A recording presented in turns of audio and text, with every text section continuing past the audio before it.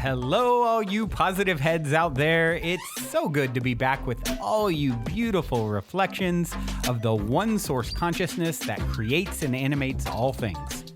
If you're new to this podcast, of course, we are super happy to have you here, and we just ask that you bring an open mind and heart to your listening experience and to be prepared to explore vantage points that I'm convinced will help shift or solidify your current understanding of the ultimate nature of reality in a way that is extremely empowering.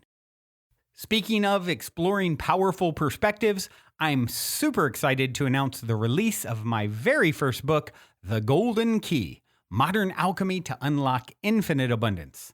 If you're ready to alchemize the circumstances in your life so that your abundance expands to an entirely new level in 2021, head over to goldenkey.gift to download the audio or ebook as my gift to you by using the code POSITIVEHEAD.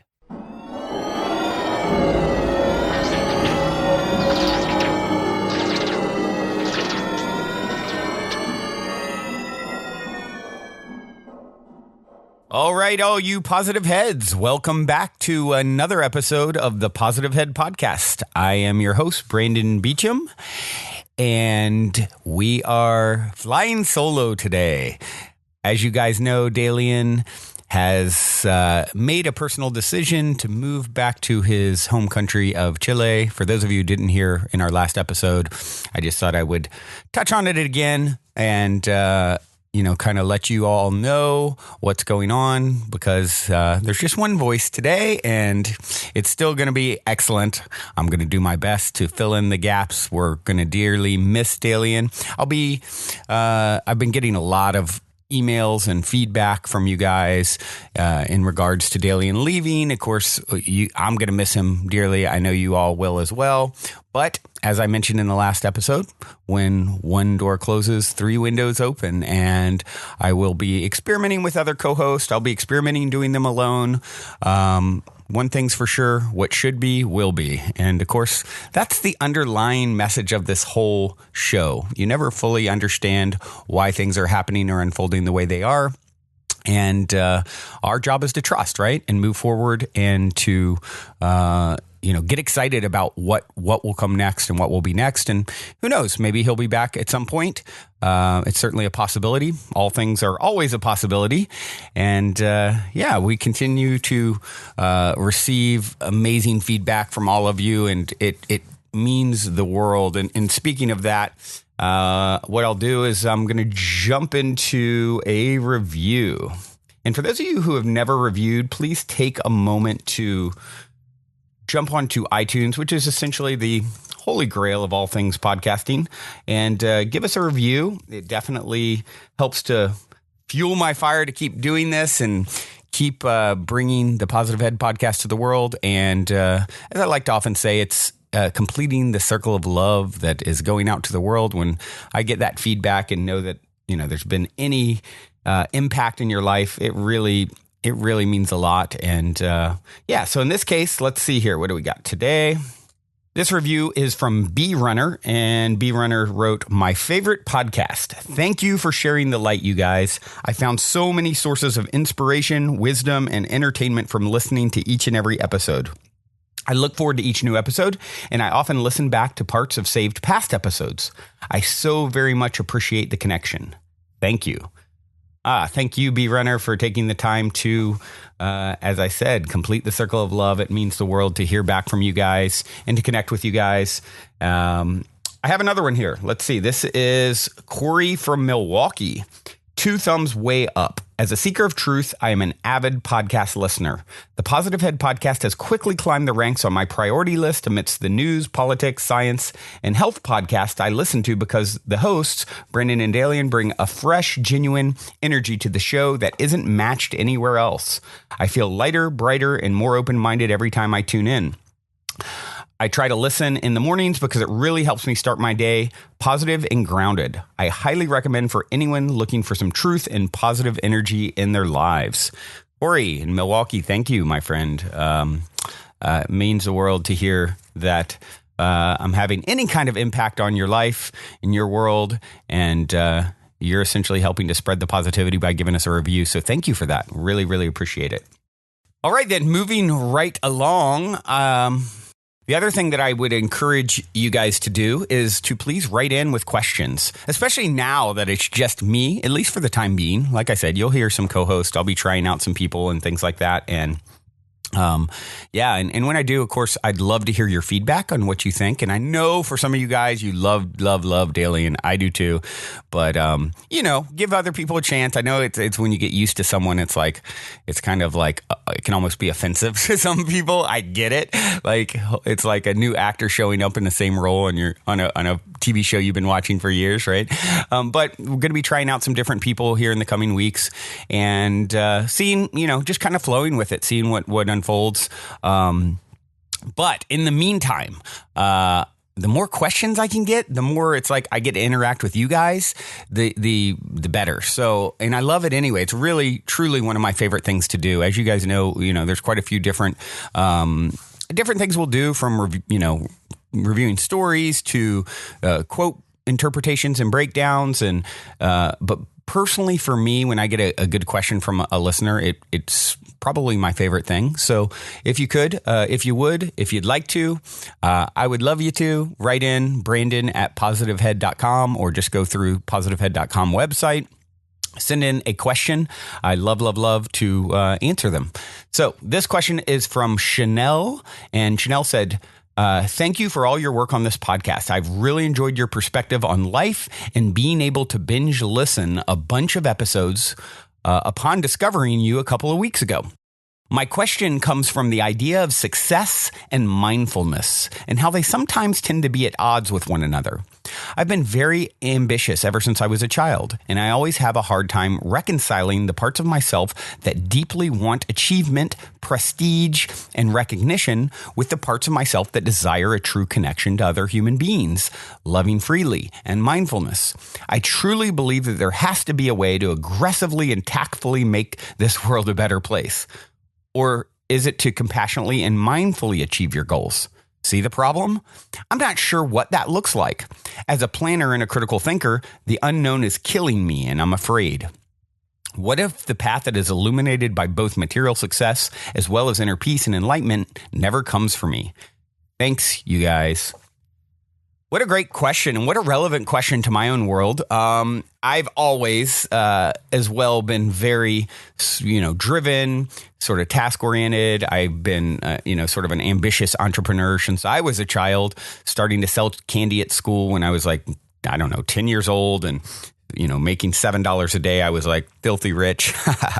And then all the other kids started copying, and next thing you know, you couldn't sell candy at school anymore. But that was the beginning of my own ambition in entrepreneurial ventures, and they really never stopped. And so I can very much relate to this question. And, there's a couple things, Chanel, in your comments that sort of tell, as I always go back to, they tell the story of your view of the world.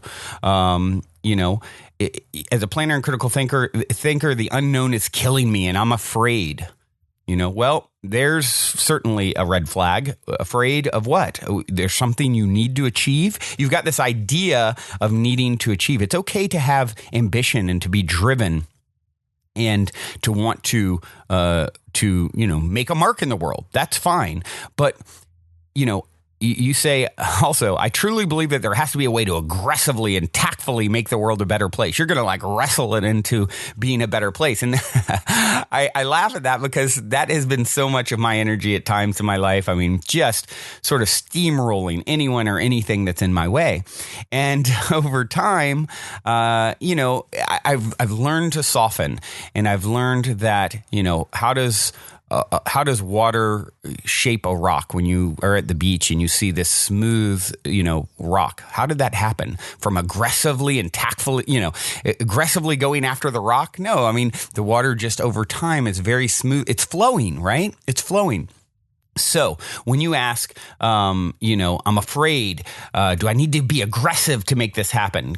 Can you see the problem, right? These are all ideas that you're showing. You're telling me what your perspective is. What if the path is illuminated, that is illuminated by material success as well as inner peace never comes? Well, first off, any path that you can imagine, source, your higher self, God, the universe, whatever you want to call it, the great spaghetti monster, I don't care what you call it, it can bring any sort of vision you could ever imagine and can beyond it that you haven't thought of. We shared a podcast a while back where Abraham talked about this. Whatever your greatest vision of what could be for yourself is the least among what your higher self, who has a perspective that you can't even begin to fathom, can bring to you. So, does it exist is really kind of what you're getting. Is it even possible? Yeah, if you thought it's possible, it's instantly possible times 10, times 100, times 1,000. So first, start owning that. Anything you can think of, it can be. Yes. Can you have it all? Can I have my cake and eat it too? Can I be it all? Yes. But first you have to get out of your own way. You need to stop resisting. You need to stop trying to be so aggressive about it. Relax into it. You don't need it to happen to be at peace. And what I'm hearing here is I'm not at peace until these things are in place. Well, you're doing it backwards. It's like I'll be at peace as soon as I get what I want. Most people do something like work in order to have something like money, in order to be something like happy. You need to be something like happy exactly where you are. And then you'll find yourself doing and having the things in the fashion that perfectly mirror and reflect who and what you are, your style of existence, your style of being a human being. So this is the advice that I have for you: to become more like water. Start flowing, start relaxing exactly where you are. You don't need to be anything other than what you are right now. You are supremely, supremely successful being a human being who actually has enough love and compassion in their heart that you want to do good for the world, and you're trying to become your best and highest self and be mindful and, all these things that you are onto. What a success you are. Why are you downplaying that? Because you don't have, it's like someone writing music, and only if they have 1 million fans is it valid. It's just not the case. If you are doing something from your heart and you are loving it and you are being creative, you're instantly successful. Everything else is just sort of, reflection and bonus. It doesn't really matter. That's just, it's very secondary. And so that's what I would say, is to really love and appreciate yourself exactly where you are right now, and relax into that, and then watch how things start flowing to you, and ideas and unique, from unique angles that you never even thought possible will appear. But as long as you're resistant and fearful and wrestling it to the ground aggressively, this is all resistance. And this, when you create resistance, you create resistance. So you got to understand, you got to get really down to the fundamentals of your energy. And that's what's underlying all this action. What's the energy underlying it? And it's just a matter of shifting your perspective. Now, in regards to shifting your perspective, how appropriate, I have Dr. Wayne Dyer, who did a movie called The Shift, which I actually haven't ever seen. I've just seen a clip. Surprisingly, I haven't seen it. I need to really see it, because I love Dr. Dyer, who, passed about a year ago. One of my favorite teachers. If you guys haven't checked out Wayne Dyer, do it. He has a lot of books he's written since the 70s, and just such a incredible storyteller and teacher.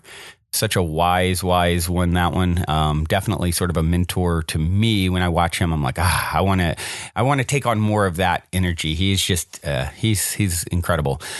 So this particular clip is from his movie, The Shift, he did a few years ago. And it's called From Ambition to Meaning. Check this out. Okay, Wayne, you came up here to write your latest book. Can you tell us a little bit about what you came up to write about? Yeah, I'd be happy to. One of the things that has intrigued me over the years is so many people coming up when I talk about purpose and finding meaning in their life. Is what is my purpose? How do I find it? It always seems to be eluding me. I can't seem to get there. I've always felt that The real purpose of life is just to be happy, to enjoy your life, to get to a place where you're not always trying to get someplace else. So many people spend their lives striving, trying to be someplace that they're not. They never get to arrive. One of the ways to understand about how to find your purpose in your life is to return to nature, to find your own nature. I wrote a book a few years back called Change Your Thoughts, Change Your Life, which was based upon the ancient teachings of Lao Tzu in a book called the Tao Te Ching. Lao Tzu reminds us that all being originates in non-being. Jesus put it this way in the New Testament: it's the spirit that gives life. That you didn't really come from your parents. You really, all of us came from this place called spirit.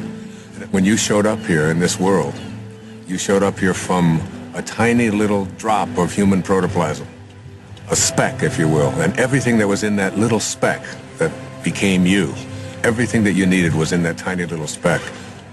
One of the most important metaphors that I ever use is that the first 9 months of your life, from the moment of your conception until the moment of your birth, everything was being handled for you. There was nothing for you to do. You don't get consumed with the color your eyes are going to be or what your body is going to look like. It's all taken care of for you. You just surrender. I call it a future pull. And it's pulling you in the direction of whatever it is that you were supposed to be. And to me, it's not too great a stretch to say if everything you needed for the physical journey was already handled in there, then why not everything for the rest of the journey as well? All of your purpose, it's in there. All of what your personality, it's in there. Everything that you were to be, not just the physical you, but everything, if you just let go and allow. And so we're born. And we look at this beautiful little creature. As parents, I have 8 children. I've seen it happen many times. And you look at this beautiful little child and you look at it and you say, great work, God. Great work. Couldn't be any better. We'll take over from here. And then we're surrounded by all these people, our family, our culture, wherever we go. And we begin to be told that we can't really trust in who we are. We have to trust in something outside of ourselves. So we're on a journey towards ambition. Once you begin to say, we'll take over from here, you introduce something, you just take this perfection and you just edge out the Creator. You edge God out. E-G-O. Ego. This ego is the part of us that starts to tell us who you are is not this perfect divine creation, this piece of God that you came from. It doesn't say that. It says who you are is what you have. It begins with things like our toys, and then our bank accounts, and then the possessions that we have. Before you know it, we begin to identify ourselves on the basis of our possessions. We begin to take on a set of beliefs about the more that I have, the more valuable I am as a person. And so we spend our lives taking these young children and immersing them in a culture that emphasizes more. It becomes almost a mantra of the ego. You have to have more. And the more you have, the more you are aware of how much other people are trying to take it away from you. The more you get consumed with how do I protect it and how do I make more of what I have. The dilemma here is that if you are what you have and things go away, then who you are also goes away in the process. The second aspect of the ego is this idea that I am not only what I have, but I am what I do as well. We are... You going to get that? No, please, go ahead. Oh, it's all right. Well, we're stopped here. Do you want anything, Dr. Dyer? You want water or anything? No, I'm fine. We're still rolling, guys. We're cutting. What? Oh, keep rolling. Please. So, second component of this ego is the idea that not only is who I am what I have, but it's what I do. And what I do becomes this thing called achievement. And in this whole world of believing that I am what I do, we become consumed with this whole idea of my success, my value, my worth as a human being is based upon how much I accomplish. So I have to make more money. I have to get a promotion. I have to compete with everybody else who's trying to get what I have. We are taught this over and over and over again. All of our young people are taught this when they go out into athletics. The most important thing you can do is be number one. And you say, we're number one. We're better than everybody else. And we constantly find ourselves in this competitive notion again of believing that our world is one in which we have to compete. That's what the ego says. Now, the third aspect of this is the idea that I am what other people think of me. That is, I am my reputation. Particularly, this is relevant for young people who are taught that you have to dress the way other people think, and if other people don't like you, then there's something wrong with you. If you're consumed with that, then you're going to be something different every time you turn around. Now, this is particularly relevant with women, especially in relationship to the family. Women are often taught in our culture and our society that the only way that you can fulfill yourself is by how you relate to your family, to yourself as a daughter, to yourself as a mother, to yourself as a grandmother. And while these are very important and creative aspects of every woman's life, if that's the choice that they make, it's not necessarily the only thing. And many women feel that deep within them that they have a calling to accomplish something great, to make a contribution, and oftentimes will put it aside. So what I encourage women to think is, don't ignore that calling inside of you. Don't ignore the part of you that says you came here to create something powerful, and you have just as much of an influence in doing that, just as much of a right to do that as anyone else does. Right now, we move into then the later parts of the ego, which talks about something called separation. And the ego has a very strong belief system that who I am is separate from everybody else. And then another component of the ego teaches us that I'm also separate from everything that's missing in my life, from all the things that I'd like to have. And then finally, the ego teaches us the most egregious error of all. It teaches us that we are separate from God. And one of the simple constructs that you learn in the afternoon of your life when you shift into the meaning phase of your life is to realize that you came from a source. We can call it God, we can call it Tao, it doesn't matter what we call it. And that this source is everywhere. There's no place that it is not. It must be, because it creates everything. Everything comes from this source. Then it must be in me. If there's no place that it's not, it must be in me. And if it must be in me, it must also be in whatever it is that I feel to be missing from my life.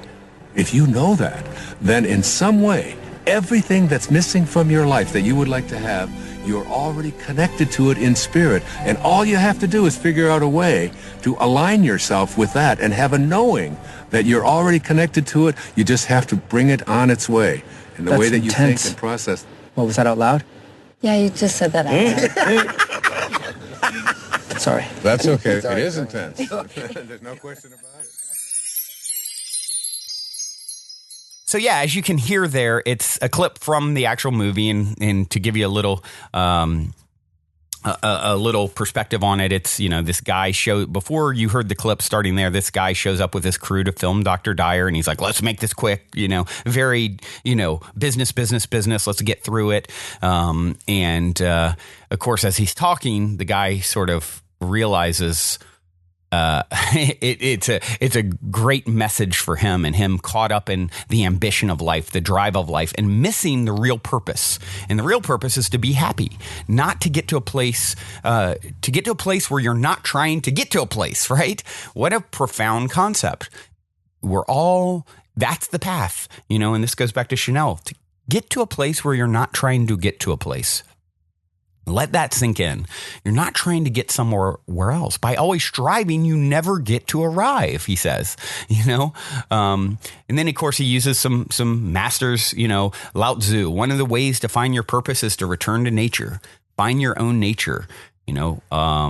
With Lao Tzu, he said, all beings, that was him that said that. Find your own nature, but all beings originate in non-being, Lao Tzu said. Jesus said it's a spirit that gives life. So you really want to move back into this natural state. You know, I love how he talks about the first nine months. There was nothing for you to do, right? Everything was taken care of you. And then you pop out and it's like, okay, we're in control now. Move aside, God. Move aside, universe. Move aside, you know, source. Whatever is steering here, we got this. And, you know, everything was in you in that speck of protoplasm that you needed for the physical journey. Why not for the rest of it? It's all in there. So you just need to relax and let it flow out instead of wrestling it out, forcing it out, like so many of us have tried unsuccessfully to do. When you say you'll take over, he talks about ego, edging God out, or, EGO, or everybody's greatest obstacle. Ego says when you have more valuable things, when you have more success, then you're worth something. And of course, the dilemma is when it goes away, what are you now? This isn't what defines you. You're not your job. You're not your status. You're not, your family. You're not any of those things. You are a completely independent being. And, I was even talking to a friend yesterday about relationship and issue he's having with relationship. I said, look, the only relationship you truly have is with yourself. Self-love, falling in love with yourself. And at your purest level, you are source. So you can't trump that success. You are already the peak of what is successful, being you. And then he goes on he talks about the different components of ego. It's not only what I have. First, it's what I have. Then it's what I do. What I do becomes this thing called achievement. My success and value is based on what I accomplish. I got to compete and be number one. You don't have to be anything other than what you are right now. And then, third component, what others think of me. And he talked a lot about how relevant this is for women, and oftentimes they ignore their own calling for family, and think that they need to play this role, and such an important thing is following that calling, but doing so in a very delicate way. The art of living, not trying to force it, following it without forcing. So many of my friends who are on a spiritual path, it's such a kind of common theme. It's like, well, let's do this. If it's in the flow, we'll do this. If it's in the flow, that's a very common statement you'll hear. And I think you'll hear more and more of, because more and more people are understanding, hey, what about this? If it's in the flow, okay. If it feels forced, we're not going to do it. There's no need. We're done with that. And of course, the fourth big lie that ego tells us is we're separate from everything, missing in our life. And that's biggest lie ego tells us is it teaches us that we're separate from source, from God. And I like how Dr. Dyer talks about the meaning phase. When you get into the meaning phase, not just trying to achieve, but finding real meaning in your life, that's the afternoon of your life. And let's move into the afternoon of our life where there's more meaning and less trying to get somewhere that we're not. And he goes on, of course, giving his reasons for how, you must be a part of source. It creates everything and you're part of everything. So it must be in you. And it must also be in whatever I feel is missing from my life. Right. Because that is something, and which means you're already connected to it in spirit. Right. So if whatever you feel is missing, whatever energy you feel is missing, abundance, relationship, whatever, that's a part of source, right? And you're a part of source, so you're already connected to it. Now all you have to do is what, Abraham always talks about and we talk about on the show is you have to align with it. So this becomes the dance, and thinking back to Chanel, it's relax into it. Relax into it. This is the path of least resistance to getting what you want. It's kind of working smarter, not harder. And like I said, this topic just really touches me too, definitely close to home, because I've had to learn this lesson the hard way. I've been such a doer all my life and trying to, in such a sort of fiery energy, it's been easy for me to try and bulldoze and force things. And I've had to learn the hard way and I'm still learning, obviously. We teach best what we most need to learn. So here I am talking to myself, hoping it benefits you too. So here we are, guys. Thank you for tuning in. This has been a really, really good experience. I've enjoyed doing this on my own, and I hope you've enjoyed it as well. And, I also ask you guys to share with family, friends, anyone that you can help to spread the positivity and let know about the podcast. It means the world. My personal mission without forcing is to touch as many lives as I can with this, and I know that anyone who's meant to will find their way. And so I can relax into that, whether it's 2 people or, 2 million people listening, doesn't matter, And this is a great example, Chanel. You know, when I set out to do this, I'm doing it first and foremost for myself because it resonates with who and what I am. And as a result, I've had really good results because there is no need to wrestle anything into existence. And so it goes for us all. And we all can find that flowing state. And thank you guys all for sharing as always and connecting as always. Please write in with your questions. Especially now, I don't have Talion. I want you guys to fill the gap with questions and interacting with you as much as possible. Brandon at positivehead.com or through positivehead.com website. You can reach me. I'm going to leave you with a song, and I'm really surprised I haven't played this one before. It's Nako and Medicine for the People. This is Aloha Keakua. Beautiful, beautiful song. Hope you enjoy, all you beautiful people. Also, before we cue up today's song, as a quick reminder, don't forget to download the Golden Key audio or ebook as my free gift to you at goldenkey.gift using the Golden Key code POSITIVEHEAD. And please, if you enjoy my gift, leave a positive review on Amazon so others can unlock their lives with the help of the Golden Key as well. Lend your ears, lend your hands, lend your movement, anything you can. Come to teach, come to be taught, come in the likeness and the image of God. 'Cause you can be like that, with all that humbleness and all that respect. All the power invested in me. Beat hard to love my enemies. All of the black bags over the heads of the dead and dying.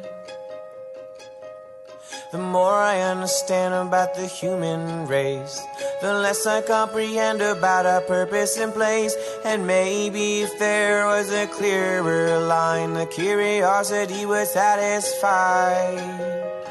Time-based prophecies that kept me from living in the moment. I am struggling to trust the divinity of all the gods and what the hell they have planned for us. I cry for the creatures who get left behind, but everything will change in the blink of an eye. And if you wish to survive, you will find the guide inside.